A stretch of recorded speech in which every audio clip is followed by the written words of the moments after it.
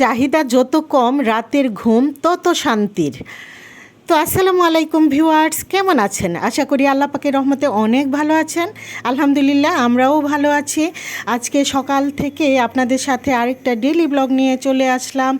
তো যে যেখান থেকে দেখছেন মনে করে একটা লাইক দিয়ে দিবেন আর পুরো ভিডিওটা দেখে কমেন্ট করুন। আর সকাল থেকে আমি ভিডিওটা নিয়ে আসছি সারা দিনের কাজকর্ম, কি করলাম, কি খেলাম, সব কিছু নিয়ে আসছি। আজকে সকালে নাস্তায় ছিল আমাদের রুটি, আলু ভাজি আর 1 কাপ চা, আর সাথে ছিল ডিম পোচ। তো এটা না হলেও চলে, রুটি আর আলু ভাজি হলেই হয়ে যায়। তো প্রথমেই আলু ভাজিটা করে নিয়েছে পেয়ারি, তারপর এখানে পেয়ারি রুটিগুলো বেলে নিচ্ছে। সে সকালের নাস্তাটা করছে, রেডি করছে, মানে বানাচ্ছে।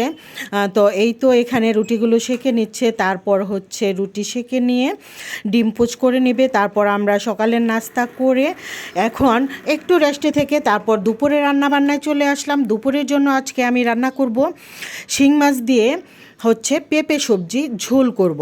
তো একটা প্যানে পরিমাণ মতো তেল দিয়ে পেঁয়াজটা একটু ভেজে নিলাম, তারপর দিয়ে দিলাম আদা রসুন বাটা, জিরা বাটা, হলুদ গুঁড়া, মরিচ গুঁড়া সব দিয়ে মশলাটাকে আমি এখন সুন্দর করে ভালো করে কষিয়ে নেব। তারপর শিং মাছগুলো দিয়ে দেব, শিং মাছগুলোও একটু কষিয়ে নিয়ে পেঁপে কষিয়ে নেব। পেঁপে কষানো হয়ে গেলে তারপর আমি গরম পানির ঝোল দিয়ে তরকারিটা রান্না করে নেব, ঢেকে রান্না করে নেব, লাস্টে কাঁচামরিচ দিয়ে নামিয়ে নেব।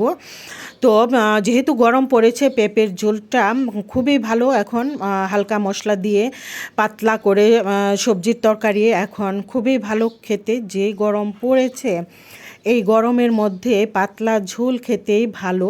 এই তো পেঁপের তরকারিটা রান্নার পর এরকম ছিল, আর পেঁপেটা আজকে একটু বেশি মজার হয়েছে পেঁপে রান্নাটা। এখানে আমার দেশি মুরগির গলা, ঘিলা, কলিজা, মাথা, তারপর একটু মাংস ছিল।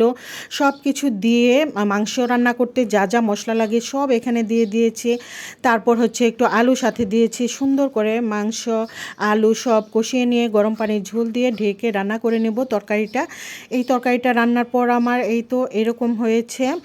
তো এগুলো রান্না করে আমি একটু চাপা শুটকি ভর্তা করব আর পাট শাক রান্না করব। এটা শুধু আমার জন্য অল্প এক মোট পাট শাক। এখানে পাট শাকটা আমার ঘরের অন্য সবাই অত একটা লাইক করে না, বলা যায় যে আমি একাই খুব বেশি লাইক করি। পাট শাকটা খুবই মজার একটা খাবার আমার কাছে।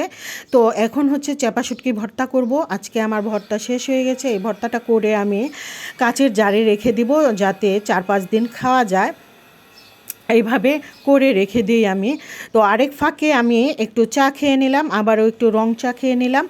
আর এখানে বাটনায় পিষে ভর্তাটা বানানো সবই ভেজে নিয়েছি, রসুন, পেঁয়াজ, কাঁচামরিচ, তারপরে চাপা শুটকি।